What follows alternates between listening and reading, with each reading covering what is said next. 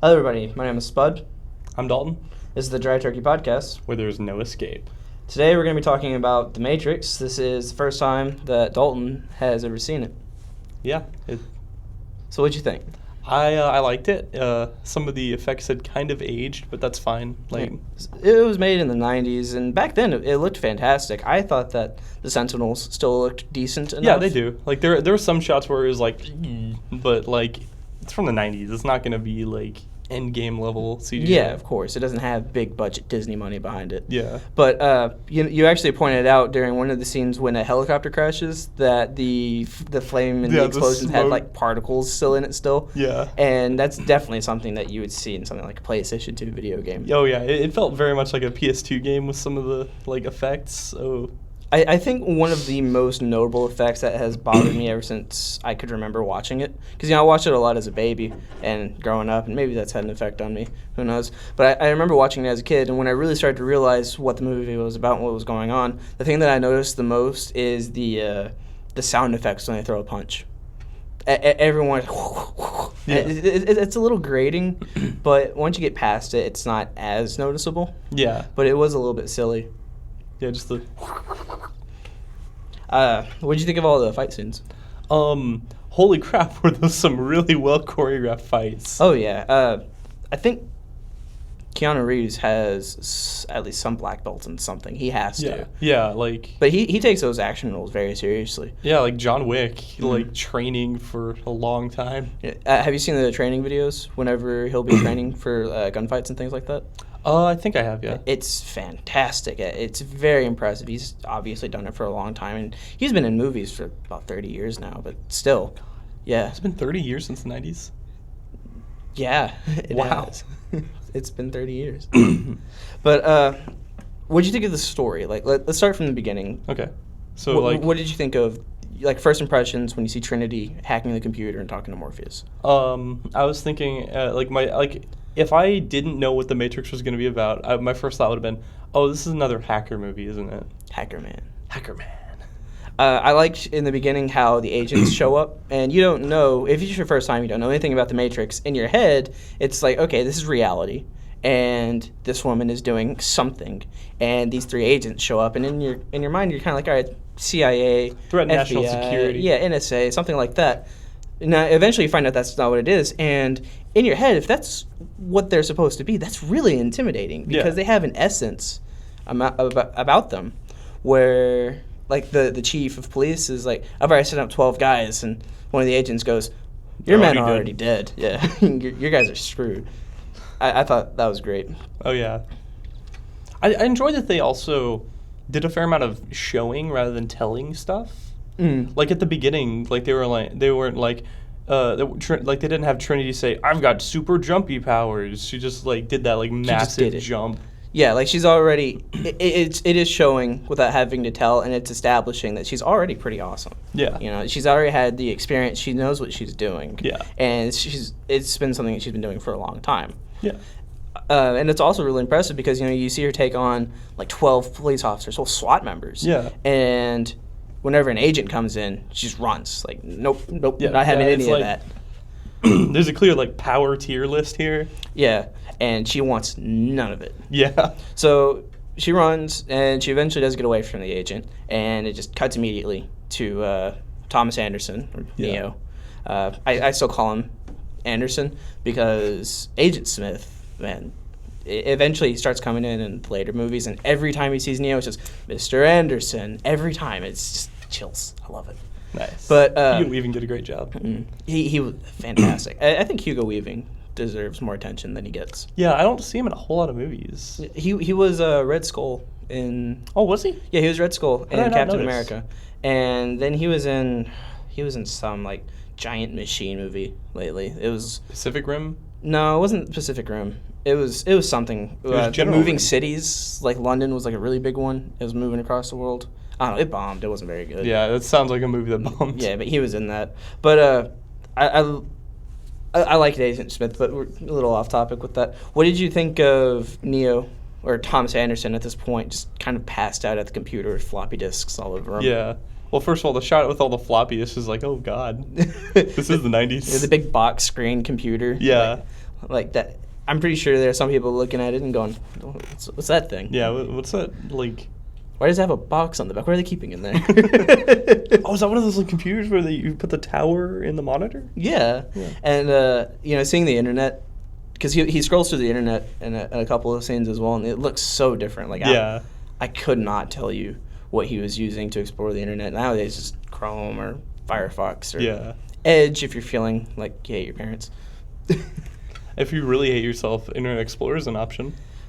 He's probably using like a super updated Internet Explorer. Yeah. But like whenever they update Internet Explorer, it doesn't get better. It just gets worse and worse and worse. It just gets more like bloated, I think. Yeah. But anyway, my first impression of him was he looked kind of lazy. Like something about him seemed not incredibly well driven. Just probably that was just the first impression because he was sleeping in his like first appearance. I think I wouldn't think lazy. I would think overworked because he does have these stacks of floppy disks and disks around him. So he's been working himself and he passed out at his computer. I think he was just downloading Doom. I would be downloading Doom. Yeah.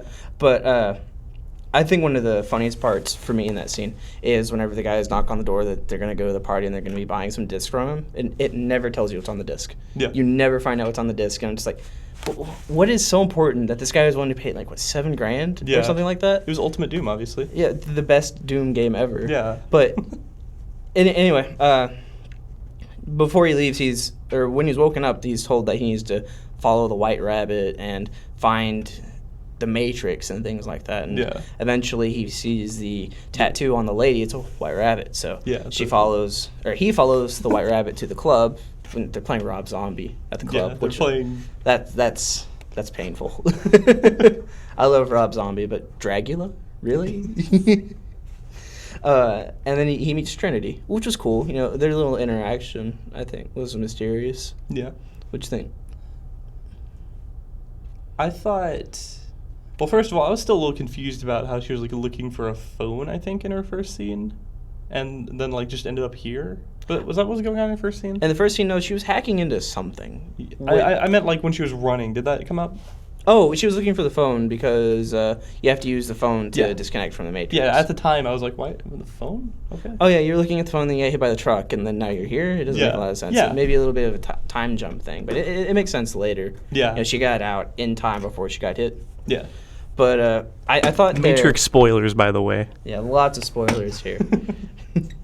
But I liked the tension between it. He's obviously very confused, but you can tell that he knows it's serious. Yeah, and it's also a little tense between them. There is because Trinity knows when she's told later that she's gonna fall in love with the one. And so you kind of get the feeling that she's already attracted to him, and he's just so oblivious because he's Keanu Reeves. Do you think being the one just requires Trinity to fall in love with you? I think that's what it implies later. Yeah. But no, to be the one, you have to be Keanu Reeves. I mean, he's everybody's one. Yeah.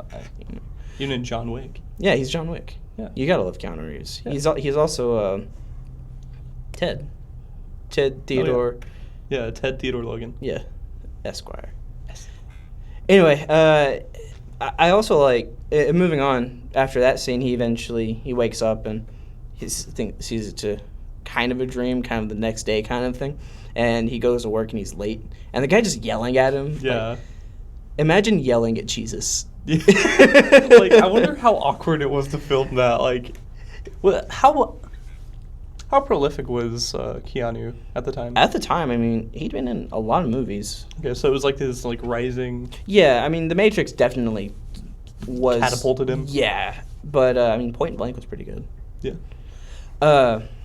But yeah, the guy just yelling at Thomas Anderson, not Neo right now, but Thomas Anderson just yelling at him, tearing into him. Yeah. And I think at that time... You were 5 minutes late. Yeah, he wasn't 5 minutes late. He was like 30 minutes late. Was he? Yeah, something like that. Oh. But I just... Why would you even go back?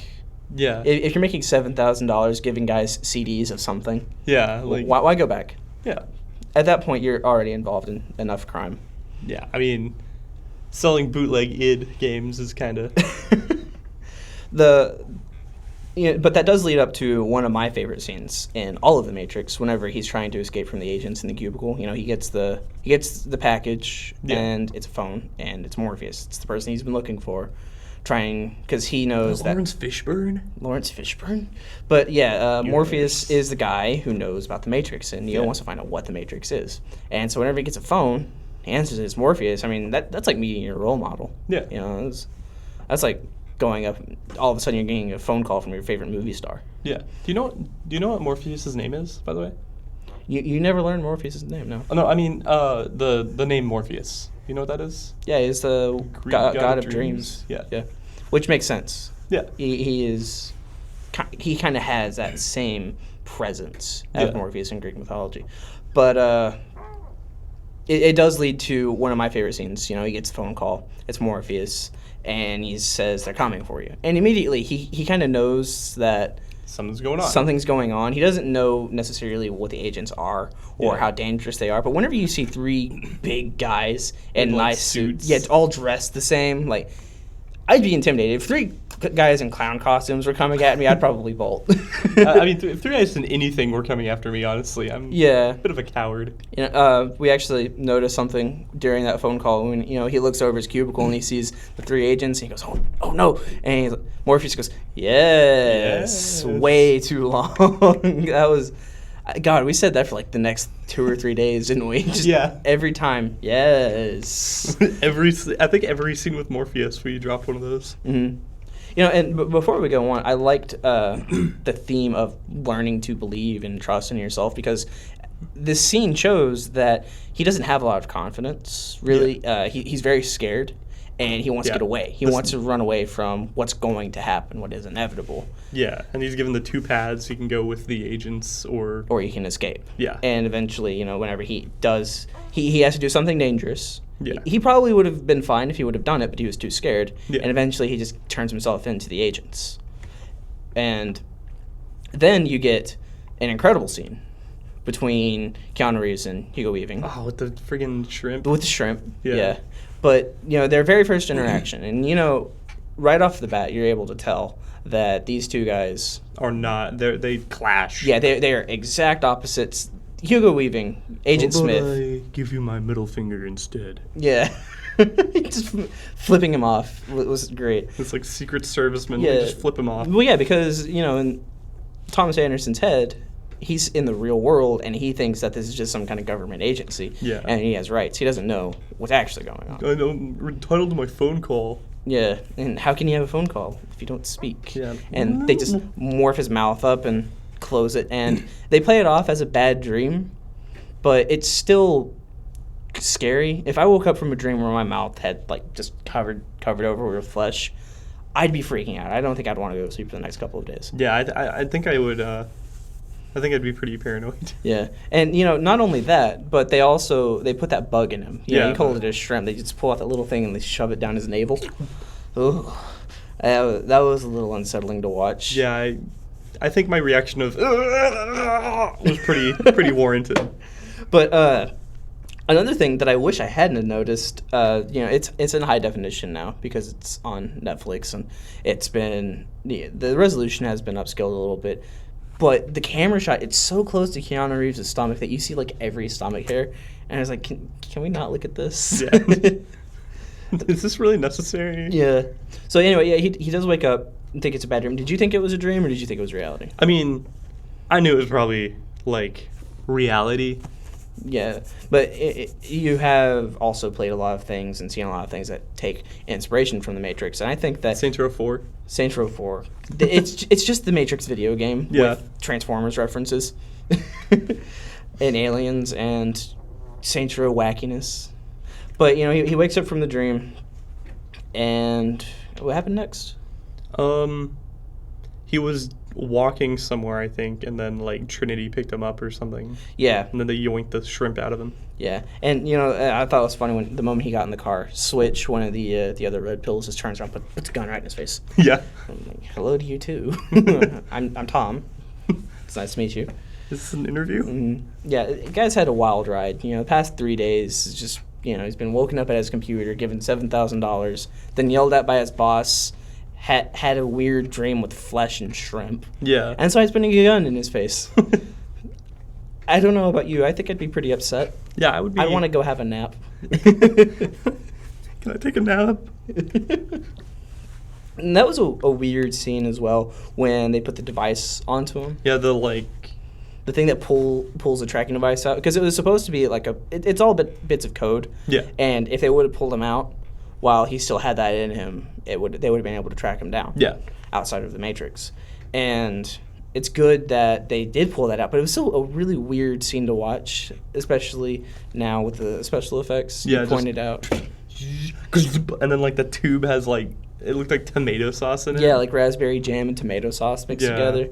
And you also pointed out that whenever he gets out of the car and he's finally walking away, he's not dripping blood out of his stomach. Like, his stomach's just ripped open twice, Yeah. and he's fine.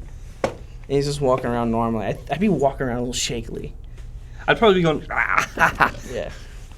And you know they take him to meet Morpheus, played by the incredible actor Lawrence Fishburne. Oh yeah, great actor. exceptional. Yeah. And Have you seen Othello? No, I haven't. I mean, I've read Othello. Yeah. But anyway, they finally take him to Morpheus, and one of the most memorable scenes of all time, I think everybody knows about the red pill and the blue pill. Yeah. You know, Morpheus offers him a choice. I can show you what the Matrix is, and you take the red pill, or you Stay here. you wake up and you think it's all a dream, and nothing changes about your life. You go about your normal everyday life. And of course, he takes the red pill. Yeah, because the movie wouldn't be interesting if he didn't. Yeah, the movie just ends right there. He just wakes up as all a dream. Man, that was a really weird dream. Time to job hunt. I woke up 3 times in that dream. I have had so many dreams within this dream. But he takes the red pill, obviously. And the glass, you know, they're sitting him down, they're setting him up to pull him out, and then the glass is like cracked and everything. What'd you think of whenever he gets the glass coating his body? I was like, is this the origin story for the Silver Surfer? Needs more Galactus for that. Yeah. What'd you think of the special effects? I was like, this is kind of... It reminded me a lot of Terminator 2, the T-10,000, is it? No, not the T-10,000. Yeah. Like the T-1000 or something T-1000, like that. yeah. Yeah, but that Terminator from Terminator 2, Yeah, the liquid metal one. Yeah, the Gallium Boy. Yeah, I can see that. I think the special effects were kind of bad, but Keanu plays it pretty well for not actually having anything on him. You know, he puts his hand out. Yeah, he's like it's cold. Ah! Yeah, he did that well because in real life they didn't have anything going up him. Yeah. Obviously, but another unsettling thing for me is when the glass goes down because it's not actually glass. It's like, it goes some into kind his of like throat. Yeah, it's like a mix of screaming and digital noises. Yeah, like that was a good effect. I liked it. And then he's out of the Matrix. Yep. He wakes up in his pod. What would you think if you had woken up in a pod like that? Yeah, you'd still have the tube down your mouth and everything. Yeah. When he pulls it out, he like gags. Yeah. Ugh. I would be pretty freaked out, but you know he was too. He had no idea what was going on. Like, Yeah. like I said, wild 3 days. I don't think it ever stops being an uphill roller coaster for him. Yeah. Like it never just stops going up and up and up and up, and then he crashes hard. Yeah. Whenever it goes down, the roller coaster doesn't just go back up; it just hits the ground. Yeah, just Yeah, and it keeps going when it hits the speed. ground. Yeah, but he's finally pulled out of the Matrix. He sees the Sentinel, and it launches him down into the poop water. Yeah, the poop water. And then they come save him, which was good that they were able to find him because that would have been a short movie as well. The movie would have been a lot less interesting if Keanu Reeves had just died there. Died in the sewer. I feel like that's probably going to be a Keanu Reeves movie someday.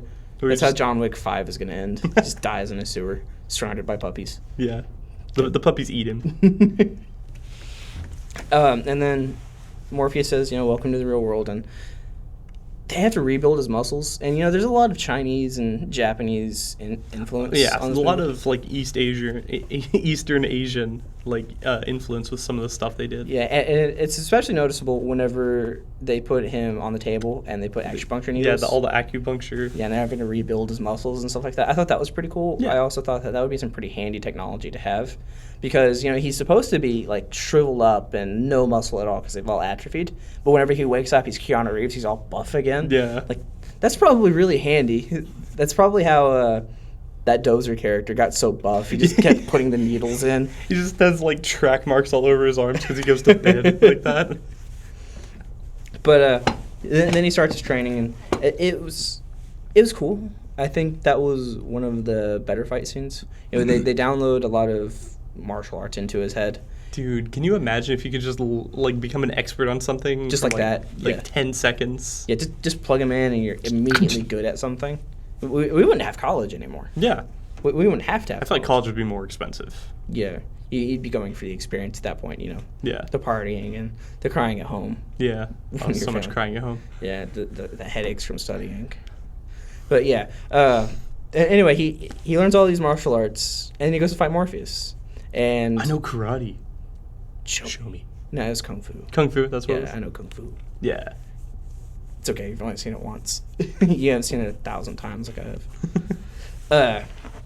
And then he takes him into the training programs, and I think one of the best fight scenes between Morpheus and Neo. At this point, he's calling himself Neo. Yeah. At this point, he's changed. Which, speaking of a little off topic, you noticed what they were doing with Neo and Juan, right?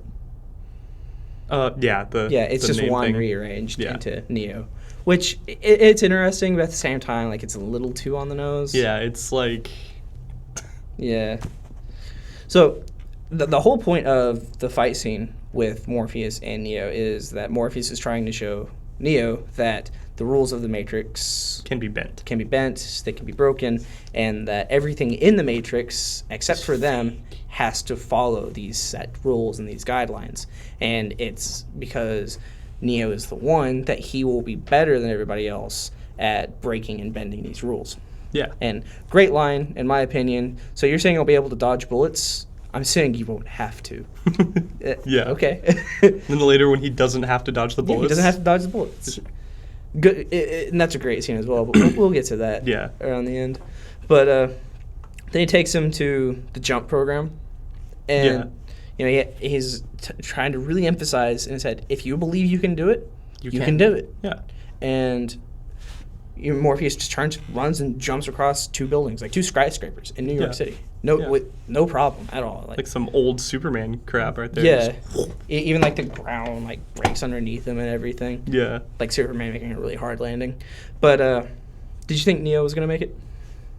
I was hoping because, the whole in the past, in everything they've been showing, he's been doing reasonably well at. And so I was like, okay, so he's finally gotten the hang of all this.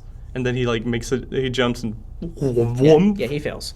I like that he fails immediately because if it were a lot of characters that come out today, he would have done it easily, no problem. He would have. And it would have been a lesson of, wow, I really did believe in myself, and the whole time they're questioning it, can I really do this? And then they jump and they're like, I can do this.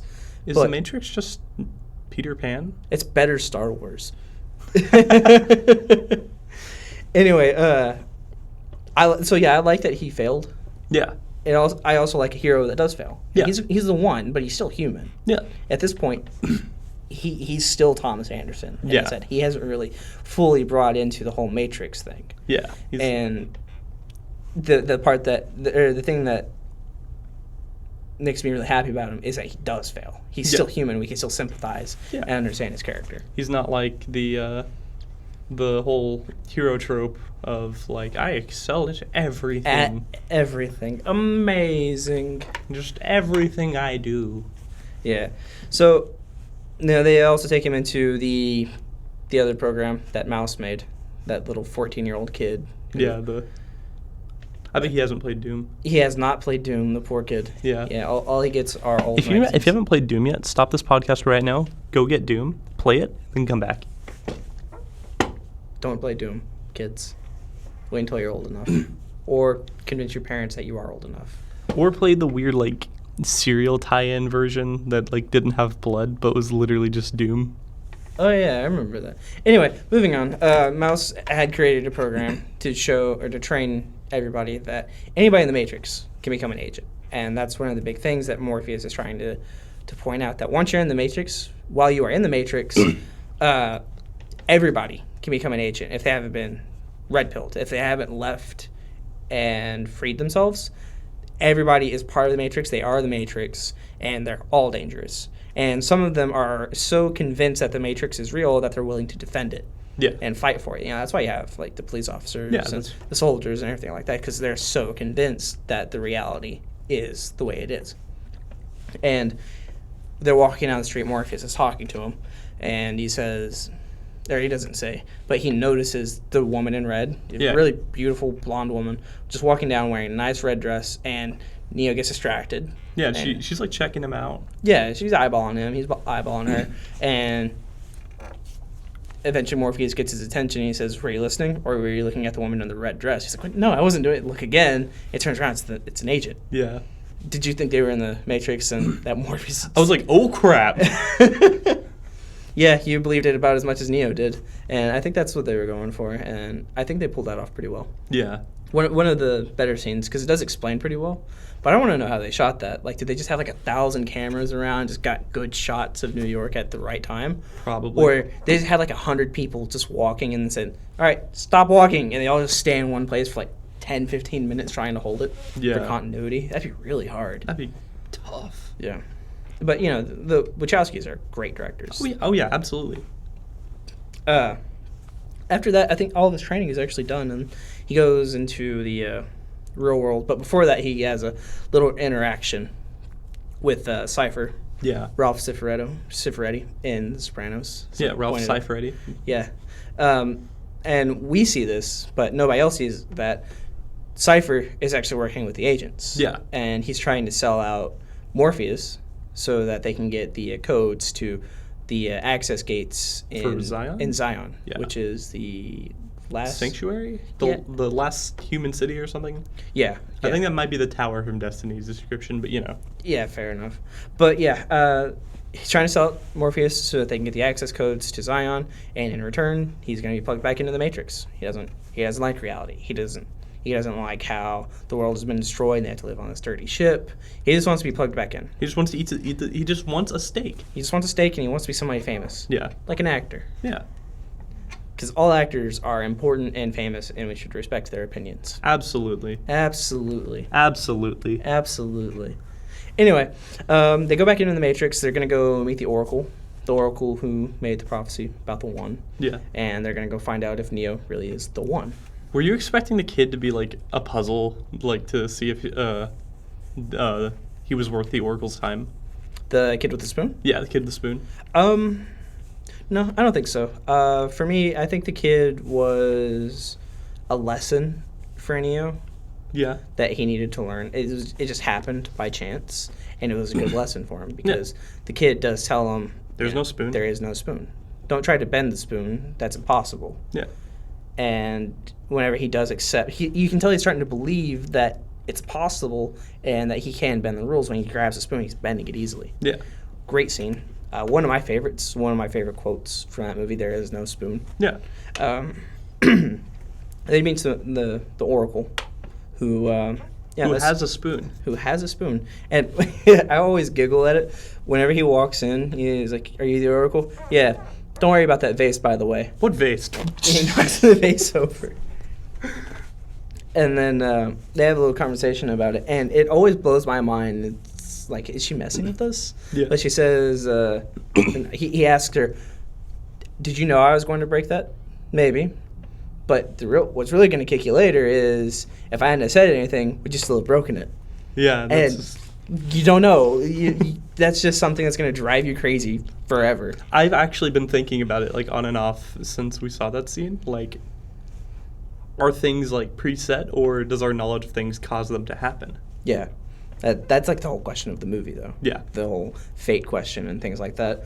But, she's checking him out. She's looking, say, lifts up his eyes and everything like that. And she says, "Well, you already know I'm going to tell you." He says, "I'm not the one." "Nope. But you're going to have to make a decision between you and Morpheus. Morpheus is so convinced that you're the one that he's willing to sacrifice his life for you, and one of you is going to die. Which that's like, whoa. that's really heavy news.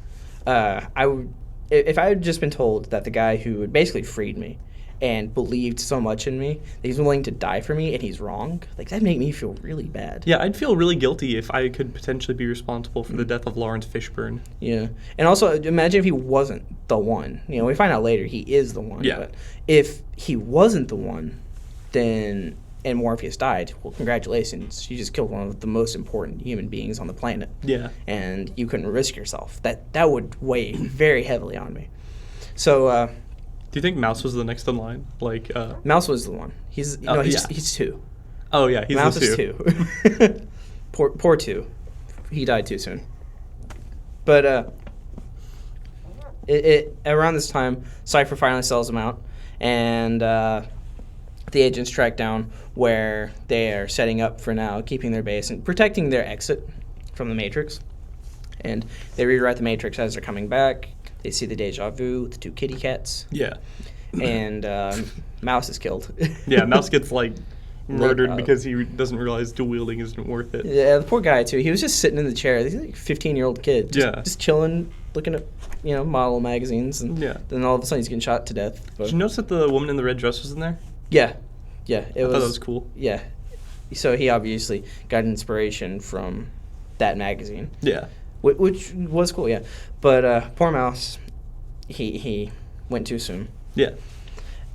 So they all try to escape from the agents and the SWATs who have showed up, and they're trying to capture Morpheus. Yeah. And they're hiding in the little wet wall area, Yeah. and they're sliding down, and the dust gets kicked up, and And Cypher is like sneezes or coughs. Do you think it was intentional? Because I think it's intentional. I think he may have actually had an actual response for like one of the first coughs, and then like was like, oh. Yeah, And just this is hammed it a up. good idea. Yeah. I don't think that they ever really picked up on Cypher being against them until it was too late. Yeah.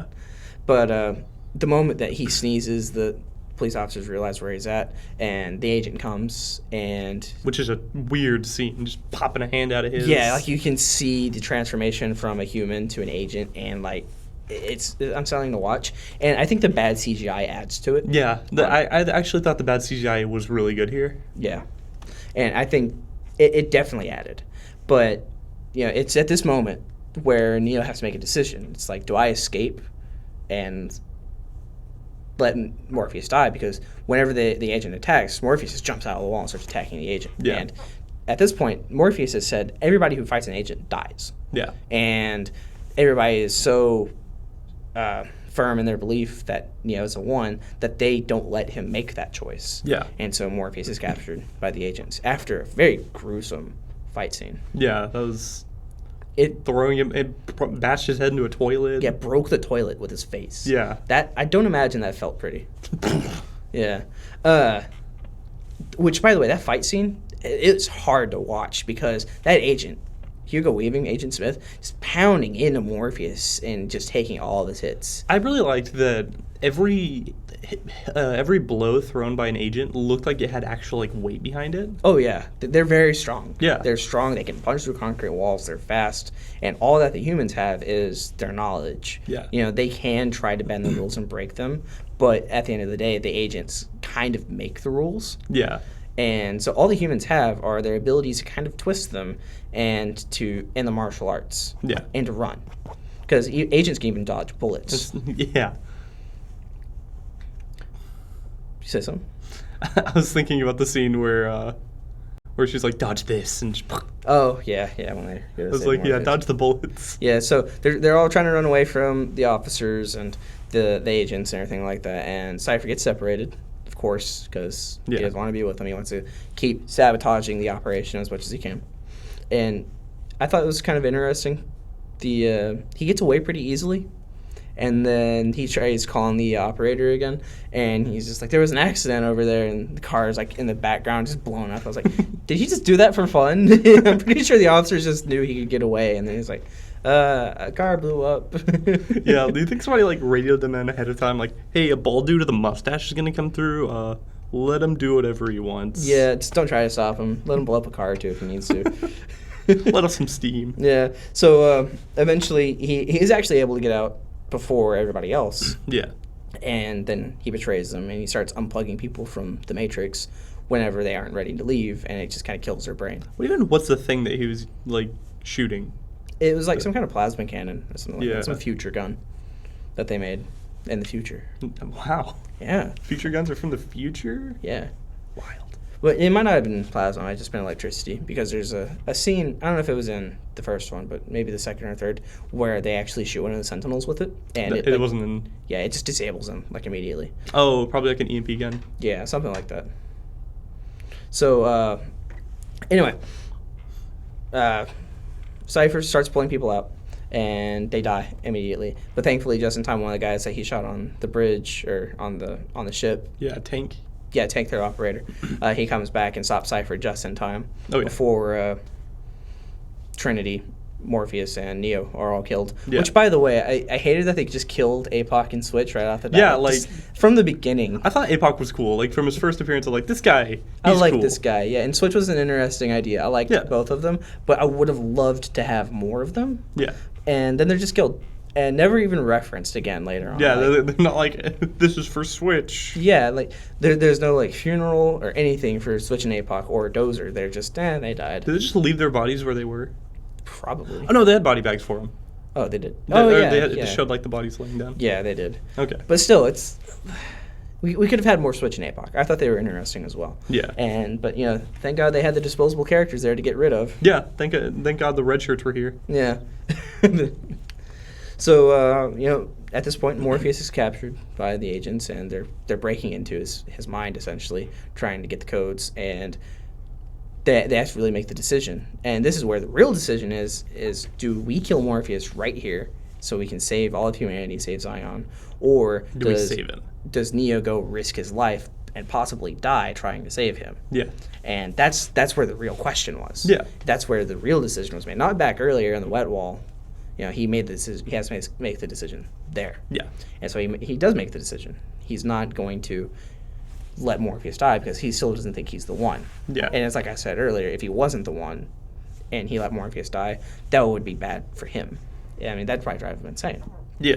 So he ends up going in with Trinity and saving Morpheus. Get some great action scenes. You kept pointing out in the lobby scene how Everything was explosive. you're like, there's no way a 9mm Would do that to, like, a concrete wall. Yeah, and I didn't notice it until you had pointed it out, but I was like, yeah, that's a little silly. Like, there's a little shot at the end, and like all the pillars are just destroyed. Yeah, a little ridiculous, but a good scene. Yeah, nonetheless. very good scene. And then they go up the elevator, and a good callback to the scene from earlier when they put the bomb, they're shooting the cables out so that they can launch themselves up Yeah, on the counterweights. there's no spoon. There's no spoon. And he's starting to believe in himself, like, this is what I have to do, this is what I'm going to do, and I have to do this. Yeah. And he's not limiting himself anymore. He just accepts it. And you start to see the change from Thomas Anderson to Neo in this scene. I think the scene oddly enough, I think the scene where he loses his jacket, like the moment he loses his jacket is when he's Neo. Yeah, the big fake leather trench coat. Yeah. Yeah, I can see that. The real shiny one. I don't like No, that. he didn't have the shiny one. That was Trinity. Oh yeah. But still, yeah, losing the trench coat was good. So Morpheus keeps getting closer and closer to breaking from the agents hacking, essentially. Yeah. And we get another amazing scene from Hugo Weaving talking about how He hates it. he hates the everything. Matrix. Did you get a little unsettled when he was like wiping the sweat off of Lawrence Fishburne's And forces it like into his forcing it nose. up his nose? Like, Yeah. yeah. I wonder if it was improv. Like, and that Hey, was Larry, just let Hugo do whatever he wants to yeah. But great scene. Hugo Weaving is so intimidating as Agent Smith. Like I said, Oh, yeah. one of my top 5 villains. He does an incredible job. But while this is all going on, Trinity and Neo are still fighting, and they catch a helicopter. But the agents find out where they're at, and they change to they switch bodies from whoever they were before Yeah. to one of the cops on the roof and start attacking Neo. And Neo blows everybody's mind and dodges bullets. Yeah. What'd you think of him dodging the bullets, by the way? I thought it was cool. I've seen it in like everything though. Yeah, it's like been the memed, parody. Yeah, but it's still in incredible how nobody's ever done that before. Even Trinity comments, how'd you do that? Nobody's ever done that before. You move like them. Yeah. And that's him believing that he can dodge bullets. Yeah. And all that. And slowly becoming more like the One. Yeah. And you also brought up earlier how Trinity just goes up, dodge this. Dodge this. Yeah, it just kills the agent, sneaks up on him while he's shooting at Neo. Good scene. You know, also really cool that Trinity was able to pull that off, because if the agent had been just a little bit faster, he would have dodged it, but she pulled it off just in time. Yeah. So that was good as well. And then the helicopter. Hey, do you have a program for this helicopter? Yeah. Okay. I can fly helicopters now. Neat. Let's I fly know a helicopter. I know helicopter foo. Show me. I loved how convenient it was that the helicopter just so happened to have a minigun in it. Yeah. Just a normal police helicopter Minigun. with a minigun. Yeah, It's fine. It's no big deal. This is normal. Yeah. And they fly down to where not Lawrence, Morpheus is being kept. Yeah, let's just call Morpheus Lawrence from now on in the movies. Anyway, maybe that was his real name. Sort of like Snake. Yeah. Anyway, when they fly down with the helicopter, because they're going to use the helicopter to escape from the agents, because you can't outrun the agents, really. Yeah. So they use the helicopter to try to save Morpheus with a minigun. And I know that agents can dodge bullets pretty well, but that many bullets that fast, I can see why they were getting shot up. Yeah. So I know that some people would probably think, why not just dodge them or switch out of bodies? But at that time, they were so confident that they could dodge bullets, and they couldn't dodge those bullets. Yeah, try dodging like 1,200 RPM, like 50 cal rounds. Yeah, it's just not happening. Yeah.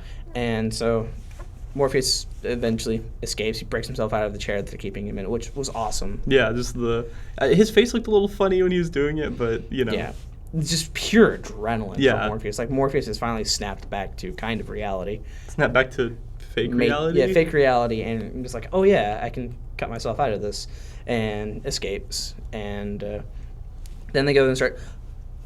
There's a whole scene. The helicopter crashes and things like that, but everything really starts to pick up story-wise. Less action, but more story-wise when they get to the train station. Just as Trinity and Morpheus escape, there's a little hobo in. Yeah, there's like a. Imagine being that hobo. He's just like. Yeah, they're all getting like sucked through a telephone out of the Matrix, and he's just there. Like, I don't know what I did for my day. I was just down here chilling. I was really hoping he would have like looked down at the bottle he was holding and like put it off to the side. Yeah, like never again. I'm gonna go back to college now. It's never too late. But he turns into Agent Smith. And Yeah. the whole movie feels like it's really come down to this confrontation between Neo and Smith. Yeah. And Neo isn't scared. Yeah. He's really confident in himself, and he thinks that I can do this. Yeah. It's dangerous, but I think I can do this, and I have to do this, because if I don't, I'll die. Yeah. So he fights Agent Smith and does pretty well, all things considered. I mean, Agent Smith is still very much winning that Yeah, fight. he was fighting God, but Yeah. I mean, Agent Smith, like you said, every blow that he threw at Neo just looks like it really hurt. Yeah. And there was a scene where he like threw him into a wall, and the wall shattered. yeah, Yeah, awful. I don't imagine I would be able to get up from that. I mean, Yeah. there's a couple of things that Smith does to Neo that I don't think I'd be able to get away from. like the shrimp. Yeah, like the shrimp. I don't think I'd ever want to get out of bed after the I don't shrimp. want seafood anymore. Yeah, Mama. Anyway, great scene. I also liked that Neo was able to hold his own there for a little bit. Yeah. But it's all futile. He wasn't going to beat Smith. Yeah. He was going to do very well against Smith, but he wasn't going to beat Smith. Yeah. And eventually Smith hears a train coming. He's like, well, this is the perfect opportunity. I'm just going to hold him here. Yeah. If he gets hit by a train, it's no problem. Yeah. He can just go to another body. But if Neo gets hit by a train, that's it. He's dead. If Yeah. you die in the Matrix, you die in real life. Yeah. And Neo, great scene. He says, Hugo Weaving is holding him down, going, "Do you hear that? That is the sound of inevitability, Mr. Anderson. And my name is Neo." And just escapes. Yeah, great. He's finally accepted who he is. He knows who he is. He knows what he can do. And he beats Smith. Yeah. He shouldn't have been able to, but he does. Yeah. And You he can see the outsmarts him. strengths.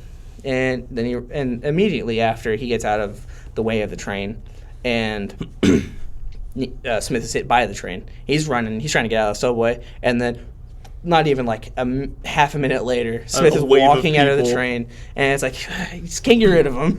He's like a rat. Just can't get rid of Hugo Weaving. Yeah, Hugo Weaving is inevitable. Yeah, I think what they did for all the scenes where Smith turns into somebody is they just had Hugo Weaving possess people. Yeah, it's kind of like a Shaggy moment. Yeah, but after that, he's trying to run away, and at this point, all 3 agents are coming after him. And I think if all 3 agents attack Neo, no way. Yeah, no way. No way. No matter how much believing you have. Yeah. At that point, 3 agents.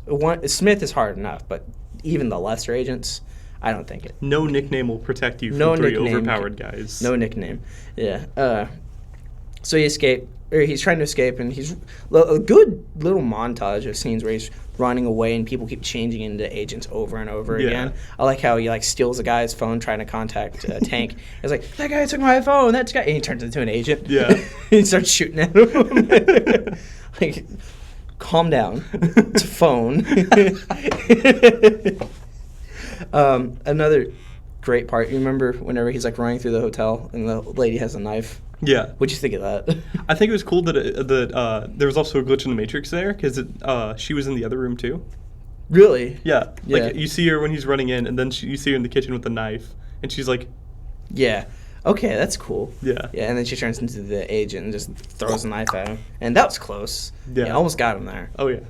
And then right when he's finally close to the room 303 that he's telling him to go to, opens the door, and Smith is there. Yeah. It's like, nothing stops him. You can't run from him. You can't hit him with a train. He's there. And he's Graham. He's angry guy with a phone. What isn't Agent Smith? Hugo Weaving is everything. Yeah. He is inevitable. And, he takes every shot. I'm pretty sure Smith emptied everything in his magazine. Yeah. Into Keanu Reeves' chest. Just again and again. And he doesn't stop either. He shoots him once. I mean, it's right in the chest. He's gonna go down either way. I mean, that's a Desert Eagle. Yeah. He's going down, and then he just keeps shooting him. Yeah, at minimum 357 that he's getting hit with. That's gonna hurt. Yeah, and I could also probably tell that Smith was very frustrated. You just put me in front of a train. You beat me with my train gag. Yeah. And a little bit of Christian inspiration here, because a lot of it is based off of Christian mythology. I didn't know that. I didn't really notice it. He's supposed to be a Jesus Christ figure. Yeah, because of the reincarnation thing. Yes, exactly. So he actually wakes back up. Yeah, he dies with the power of friendship. And it confirms the Oracle's prophecy, where he's going to die.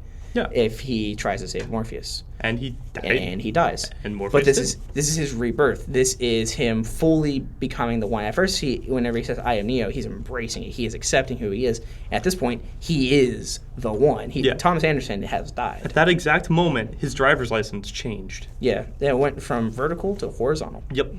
He's a man now. Yeah. Real man. Yeah. I do manly things.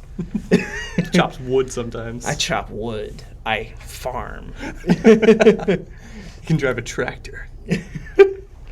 And Agent Smith, he's like, how come he can do that too? And he tries to attack him, shoots at him a couple times. He just stops the bullets. You can't shoot me. I do like in the scene where he's hand to hand with Smith how he just keeps blocking it. And it looked at Smith and it seemed really slow, watching Hugo Weaving punch. It looked like Hugo Weaving, if Hugo Weaving had normal human powers, it was just regularly punching. Yeah, and he's just blocking it easily. Yeah. It's no big deal. I'm Neo. You like this draft? Yeah. And then Neo dives into him. Yeah. Yeah. He puts his code into Smith's code and blows Smith up and kills him. Yeah. And the other agents are just nope. Yeah, they're like, nope, not dealing with that. Do not get paid enough for this. And it looked bad, but also at the same time, I thought it was really good writing. How after he's kind of come out from killing Smith, the Matrix is warping around him. Yeah, because he's like, whoa, I can do this. Yeah, he sees the code rather than what it's supposed to be. Yeah, and he knows how to manipulate it now. He won't be able to play Doom ever again. No, he can't play Doom anymore. It's just numbers. It's zeros and ones, maybe a 2. Yeah.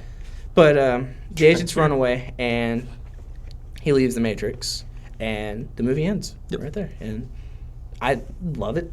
It's one of my favorite movies. Would you say you'd give it out of 10? 8.3 out of 10 because I don't like just being like whole numbers. I hate whole numbers. So I can see that. decimals. I'm going to give it a whole number, a solid 9. Okay. Solid 9 for me. I love it. And the other two movies, still good, still great. Can't wait to show it to you. Like I said, they build upon the lore. Yeah, I'm excited to There's see a lot of world building in it. A lot of people don't like the third one because it's very confusing what happens. Like, it's very confusing, and it takes a long time to really understand what had happened when it's over. Yeah. Still really good. Is it one of those things where it hits you like whenever you're like showering like a week and a half later? You're Yeah. like, oh. Yeah. Anyway, that's the Dry Turkey Podcast. Yep, that was today.